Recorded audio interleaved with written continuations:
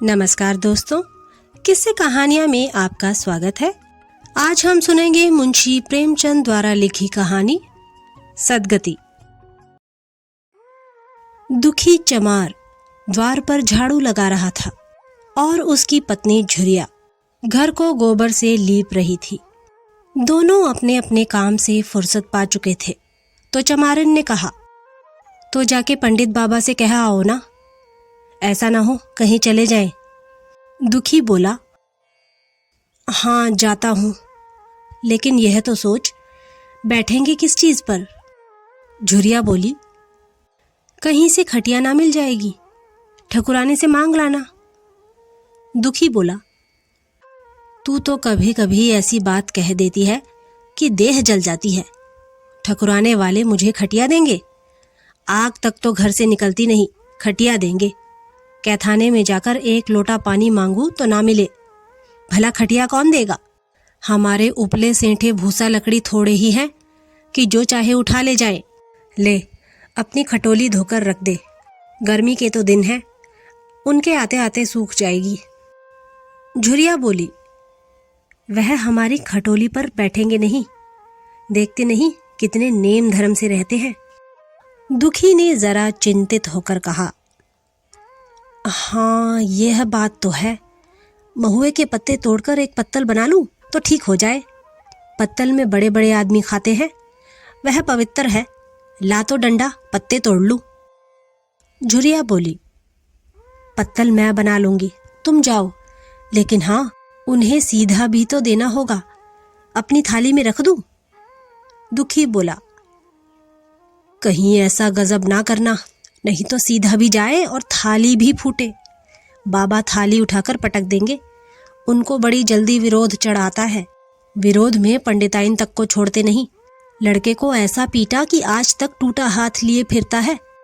पत्तल में सीधा भी देना, हाँ मुदा तू छूना मत। झुरिया बोली, गोंड की लड़की को लेकर साह की दुकान से सब चीजें ले आना, सीधा भरपूर हो, सेर भर आटा, आधा सेर चावल, पाव भर दाल, आधा पाव घी, नून, हल्दी और पत्तल में एक किनारे 4 आने पैसे रख देना। गोंड की लड़की ना मिले तो भुर्जिन के हाथ पैर जोड़कर ले जाना। तू कुछ मत छूना, नहीं गजब हो जाएगा।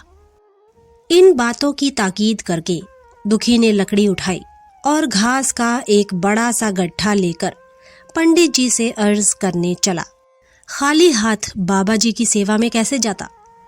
नजराने के लिए उसके पास घास के सिवाय और क्या था? उसे खाली देखकर तो बाबा दूर ही से दुत्कारते। पंडित घासीराम ईश्वर के परम भक्त थे। नींद खुलते ही ईशोपासन में लग जाते। मुंह हाथ धोते 8 बजते, तब असली पूजा शुरू होती, जिसका पहला भाग भंग की तैयारी थी। उसके आधा घंटे तक चंदन रगड़ते, फिर आईने के सामने एक तिनके से माथे पर तिलक लगाते। चंदन की 2 रेखाओं के बीच में लाल रोरी की बिंदी होती थी। फिर छाती पर, बाहों पर चंदन की गोल गोल मुद्रिकाएं बनाते। फिर ठाकुर जी की मूर्ति निकालकर उसे नहलाते, चंदन लगाते, फूल चढ़ाते, आरती करते, घंटी बजाते। 10 बजते बजते वह पूजन से उठते और भंग छानकर बाहर आते। तब तक 2-4 जजमान द्वार पर आ जाते। ईशोपासन का तत्काल फल मिल जाता। वही उनकी खेती थी। आज वह पूजन गृह से निकले तो देखा दुखी चमार घास का एक गट्ठा लिए बैठा है। दुखी उन्हें देखते ही उठ खड़ा हुआ और उन्हें साष्टांग दंडवत करके हाथ बांधकर खड़ा हो गया। यह तेजस्वी मूर्ति देखकर उसका हृदय श्रद्धा से परिपूर्ण हो गया। कितनी दिव्य मूर्ति थी। छोटा सा गोल मटोल आदमी, चिकना सिर, फूले गाल, ब्रह्म तेज से प्रदीप्त आंखें, रोरी और चंदन देवताओं की प्रतिभा प्रदान कर रही थी।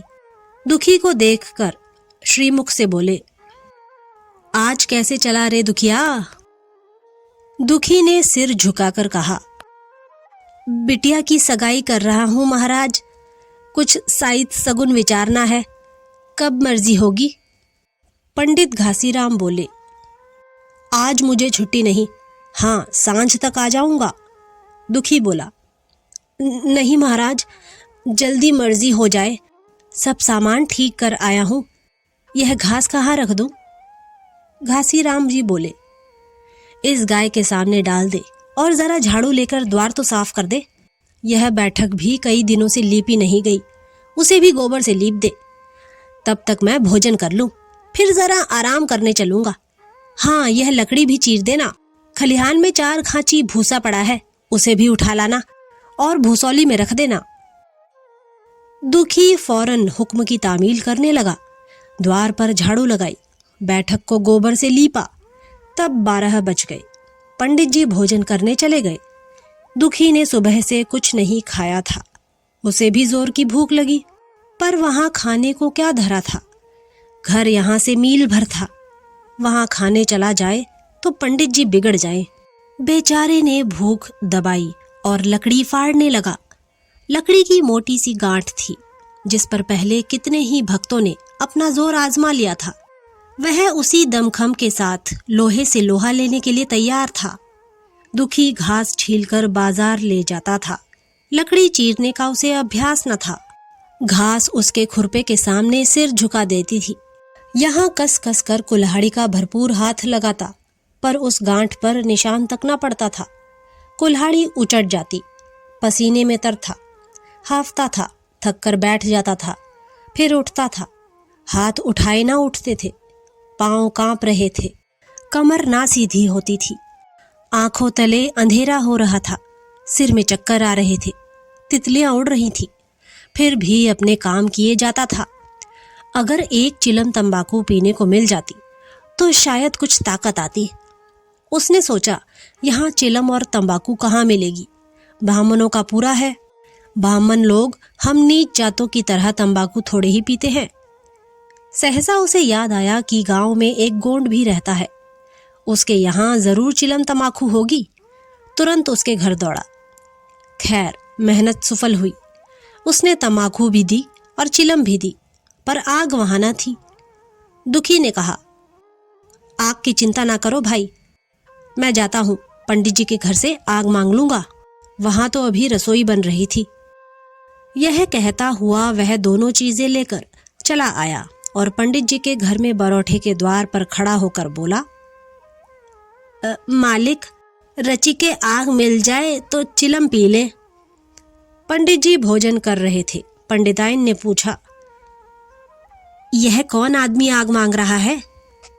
पंडित जी बोले, अरे वही ससुरा दुखिया चमार है, कहा है थोड़ी सी लकड़ी चीर दे, आग तो है, दे दो। पंडिताइन ने भवे चढ़ाकर कहा, तुम्हें तो जैसे पोथी पत्रों के फेर में धर्म कर्म किसी बात की सुधी ही नहीं रही। चमार हो, धोबी हो, पासी हो, मुंह उठाए घर में चला आए। हिंदू का घर ना हुआ कोई सराय हुई। कह दो दाढ़ी जार से चला जाए, नहीं तो इस लुआठे से मुंह झुलस दूंगी। आग मांगने चले हैं। पंडित जी ने उन्हें समझाकर कहा, भीतर आ गया तो क्या हुआ, तुम्हारी कोई चीज तो नहीं छुई, धरती पवित्र है, जरा सी आग दे क्यों नहीं देती? काम तो हमारा ही कर रहा है। कोई लोनिया यही लकड़ी फाड़ता तो कम से कम 4 आने लेता। पंडिताइन ने गरज कर कहा, वह घर में आया क्यों? पंडित जी ने हार कर कहा, ससुरे का अभाग था और क्या। पंडिताइन बोली, अच्छा, इस बखत तो आग दिए देती हूं, लेकिन फिर जो इस तरह घर में आएगा तो उसका मुंह ही जला दूंगी। दुखी के कानों में इन बातों की भनक पड़ रही थी। पछता रहा था, नाहक आया। सच तो कहती है, पंडित के घर में चमार कैसे चला आए? बड़े पवित्र होते हैं यह लोग, तभी तो संसार पूजता है, तभी तो इतना मान है। भर चमार थोड़े ही है। इसी गांव में बूढ़ा हो गया, मगर मुझे इतनी अकल भी ना आई। इसलिए जब पंडिताइन आग लेकर निकली तो वह मानो स्वर्ग का वरदान पा गया। दोनों हाथ जोड़कर जमीन पर माथा टेकता हुआ बोला, पंडिताइन माता, मुझसे बड़ी भूल हुई कि घर में चला आया। चमार की अकल ही तो ठहरी, इतने मूर्ख ना होते तो लात क्यों खाते। पंडिताइन चिमटे से आग पकड़कर लाई थी। 5 हाथ की दूरी से घूंघट की आड़ से दुखी की तरफ आग फेंकी। आग की बड़ी सी चिंगारी दुखी के सिर पर पड़ गई। जल्दी से पीछे हटकर सिर के झोंटे देने लगा। उसने मन में कहा, यह एक पवित्र ब्राह्मण के घर को अपवित्र करने का फल है। भगवान ने कितनी जल्दी फल दे दिया। इसी से तो संसार पंडितों से डरता है और सबके रुपए मारे जाते हैं। ब्राह्मणों के रुपए भला कोई मार तो ले, घर भर का सत्यानाश हो जाए, पांव गल गल कर गिरने लगे। बाहर आकर उसने चिलम पी और फिर कुल्हाड़ी लेकर जुट गया। खटखट की आवाजें आने लगी। उस पर आग पड़ गई तो पंडिताइन को उस पर कुछ दया आ गई। पंडित जी भोजन करके उठे तो बोली, इस चमरवा को भी कुछ खाने को दे दो, बेचारा कब से काम कर रहा है, भूखा होगा। पंडित जी ने इस प्रस्ताव को व्यवहारिक क्षेत्र से दूर समझकर पूछा, रोटियां हैं? पंडिताइन बोली, 2-4 बच जाएंगी। पंडित जी बोले, 2-4 रोटियों में क्या होगा, चमार है, कम से कम शेर भर चढ़ा जाएगा। पंडिताइन कानों पर हाथ रखकर बोली, अरे बाप रे, शेर भर? तो फिर रहने दो। पंडित जी ने अब शेर बनकर कहा, कुछ भूसी चोकर हो तो आटे में मिलाकर 2 ठो लिट्ठा ठोक दो, साले का पेट भर जाएगा। पतली रोटियों से इन नीचों का पेट नहीं भरता, इन्हें तो ज्वार का लिट्ठा चाहिए। पंडिताइन ने कहा, अब जाने भी दो, धूप में कौन मरे। दुखी ने चिलम पीकर फिर कुल्हाड़ी संभाली। दम लेने से जरा हाथों में ताकत आ गई थी। कोई आधा घंटे तक फिर कुल्हाड़ी चलाता रहा, फिर बेदम होकर वहीं सिर पकड़ के बैठ गया। इतने में वही गोंड आ गया। बोला, क्यों जान देते हो बूढ़े दादा, तुम्हारे फाड़े यह गांठ ना फटेगी, नाहक हलाकान होते हो। दुखी ने माथे का पसीना पोंछकर कहा, अभी गाड़ी भर भूसा ढोना है भाई। गोंड बोला, कुछ खाने को मिला कि काम ही कराना जानते हैं, जाके मांगते क्यों नहीं। दुखी बोला, कैसी बात करते हो चिखुरी, बामन की रोटी हमको पचेगी। गोंड बोला, पचने को पच जाएगी, पहले मिले तो। मूछों पर ताव देकर भोजन किया और आराम से सोए। तुम्हें लकड़ी फाड़ने का हुक्म लगा दिया। जमींदार भी कुछ खाने को देता है, हाकिम भी बेगार लेता है तो थोड़ी बहुत मजूरी देता है, यह उनसे भी बढ़ गए, उस पर धर्मात्मा बनते हैं। दुखी बोला, धीरे धीरे बोलो भाई, कहीं सुन लें तो आफत आ जाए। यह कहकर दुखी फिर संभल पड़ा और कुल्हाड़ी की चोट मारने लगा। चिखुरी को उस पर दया आई, आकर कुल्हाड़ी उसके हाथ से छीन ली और कोई आधा घंटे खूब कस कस कर कुल्हाड़ी चलाई, पर गांठ में एक दरार भी ना पड़ी। तब उसने कुल्हाड़ी फेंक दी और यह कहकर चला गया, तुम्हारे फाड़े यह ना फटेगी, जान भले निकल जाए। दुखी सोचने लगा, बाबा ने यह गांठ कहाँ रख छोड़ी थी कि फाड़े नहीं फटती, कहीं दरार तक तो नहीं पड़ती। मैं कब तक इसे चीरता रहूंगा, अभी घर पर 100 काम पड़े हैं। कार परोजन का घर है, एक ना एक चीज घटी ही रहती है, पर इन्हें इसकी क्या चिंता। चलूं, जब तक भूसा ही उठा लाऊं।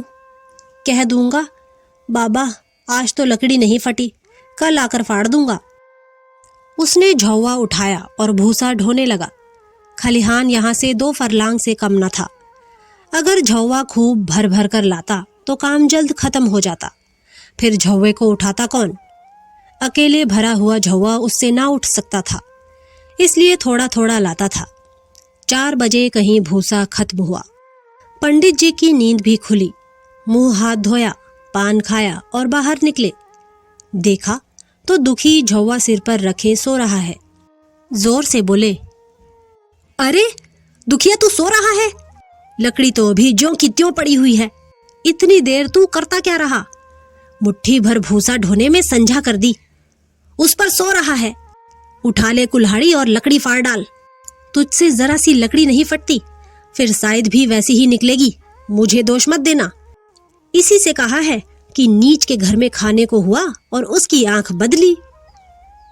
दुखी ने फिर कुल्हाड़ी उठाई। जो बातें पहले से सोच रखी थी वह सब भूल गई। पेट पीठ में धंसा जाता था। आज सवेरे जलपान तक ना किया था, अवकाश ही ना मिला। उठना ही पहाड़ मालूम होता था। जी डूबा जाता था, पर दिल को समझाकर उठा। पंडित हैं, कहीं साइड ठीक ना विचारें तो फिर सत्यानाश ही हो जाए। जब ही तो संसार में इतना मान है, साइड ही का तो सब खेल है, जिसे चाहे बिगाड़ दे। पंडित जी गांठ के पास आकर खड़े हो गए और बढ़ावा देने लगे। हाँ, मार कसके, और मार कसके, मार, अबे जोर से मार, तेरे हाथ में तो जैसे दम ही नहीं है। लगा कसके, खड़ा सोचने क्या लगता है। हाँ, बस फटा ही चाहती है, दे उसी दरार में। दुखी अपने होश में ना था, ना जाने कौन सी गुप्त शक्ति उसके हाथों को चला रही थी। वह थकान, भूख, कमजोरी सब मानो भाग गई। उसे अपने बाहुबल पर स्वयं आश्चर्य हो रहा था। एक एक चोट वज्र की तरह पड़ती थी। आधा घंटे तक वह इसी उन्माद की दशा में हाथ चलाता रहा, यहाँ तक कि लकड़ी बीच से फट गई और दुखी के हाथ से कुल्हाड़ी छूटकर गिर पड़ी। इसके साथ ही वह भी चक्कर खाकर गिर पड़ा। भूखा प्यासा थका हुआ शरीर जवाब दे गया। पंडित जी ने पुकारा, उठ के 2-4 हाथ और लगा दे, पतली पतली चैलियां हो जाएं। दुखी ना उठा। पंडित जी ने अब उसे दिख करना उचित ना समझा। भीतर जाकर बूटी छानी, शौच गए, स्नान किया और पंडिताई बाना पहनकर बाहर निकले। दुखी अभी तक वहीं पड़ा हुआ था। जोर से पुकारा, अरे क्या पड़े ही रहोगे दुखी, चलो तुम्हारे ही घर चल रहा हूं, सब सामान ठीक ठीक है ना। दुखी फिर भी ना उठा। अब पंडित जी को कुछ शंका हुई। पास जाकर देखा तो दुखी अकड़ा पड़ा हुआ था। बदहवास होकर भागे और पंडिताइन से बोले, दुखिया तो जैसे मर गया। पंडिताइन हकबकाकर बोली, हाँ, वह तो अभी लकड़ी चीर रहा था ना। पंडित जी बोले, हाँ, लकड़ी चीरते चीरते मर गया, अब क्या होगा। पंडिताइन ने शांत होकर कहा, होगा क्या, चमरौने में कहला भेजो, मुर्दा उठा ले जाए। एक क्षण में गांव भर में खबर हो गई। पूरे में ब्राह्मणों की ही बस्ती थी। केवल एक घर गोंड का था। लोगों ने इधर का रास्ता छोड़ दिया। कुएं का रास्ता उधर ही से था। पानी कैसे भरा जाए। चमार की लाश के पास से होकर पानी भरने कौन जाए। एक बुढ़िया ने पंडित जी से कहा, अब मुर्दा फेंकवाते क्यों नहीं, कोई गांव में पानी पिएगा या नहीं।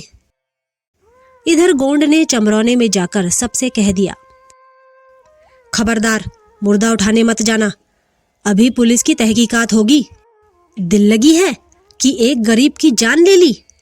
पंडित जी होंगे तो अपने घर के होंगे, लाश उठाओगे तो तुम भी पकड़ जाओगे। इसके बाद ही पंडित जी पहुंचे, पर चमरौने का कोई आदमी लाश उठा लाने को तैयार ना हुआ।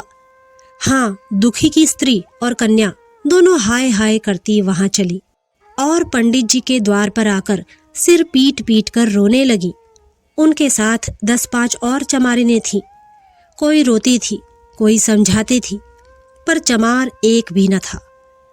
पंडित जी ने चमारों को बहुत धमकाया, समझाया, मिन्नत की, पर चमारों के दिल पर पुलिस का रौब छाया हुआ था। एक भी ना मिनका। आखिर निराश होकर लौट आए। आधी रात तक रोना पीटना जारी रहा। देवताओं का सोना मुश्किल हो गया, पर लाश उठाने कोई चमार ना आया। और ब्राह्मण चमार की लाश कैसे उठाते। भला ऐसा किसी शास्त्र पुराण में लिखा है, कहीं कोई दिखा दे। पंडिताइन ने झुंझलाकर कहा, इन डाइनों ने तो खोपड़ी चाट डाली, सबों का गला भी नहीं पकता। पंडित ने कहा, रोने दो चुड़ैलों को, कब तक रोएंगी। जीता था तो कोई बात ना पूछता था, मर गया तो कोलाहल मचाने के लिए सबकी सब आ पहुंची। पंडिताइन बोली, चमार का रोना मनहूस है। पंडित जी बोले, हाँ, बहुत मनहूस। पंडिताइन बोली, अभी से दुर्गंध उठने लगी। पंडित जी बोले, चमार था ससुरा की नहीं, साध असाध किसी का विचार है इन सबों को। पंडिताइन बोली, इन सबों को घिन भी नहीं लगती। पंडित जी बोले, भ्रष्ट है सब। रात तो किसी तरह कटी, मगर सवेरे भी कोई चमार ना आया। चमारी ने भी रो पीट कर चली गई। दुर्गंध कुछ कुछ फैलने लगी। पंडित जी ने एक रस्सी निकाली, उसका फंदा बनाकर मुर्दे के पैर में डाला और फंदे को खींचकर कस दिया। अभी कुछ कुछ धुंधलका था। पंडित जी ने रस्सी पकड़कर लाश को घसीटना शुरू किया और गांव के बाहर घसीट ले गए। वहां से आकर तुरंत स्नान किया, दुर्गा पाठ पढ़ा और घर में गंगा जल छिड़का। उधर दुखी की लाश को खेत में गीदड़ और गिद्ध, कुत्ते और कौवे नोच रहे थे। यही जीवन पर्यंत की भक्ति, सेवा और निष्ठा का पुरस्कार था। तो ये थी मुंशी प्रेमचंद द्वारा लिखी कहानी सदगति। अगली बार फिर एक नई कहानी के साथ आपसे मुलाकात होगी। तब तक के लिए नमस्कार।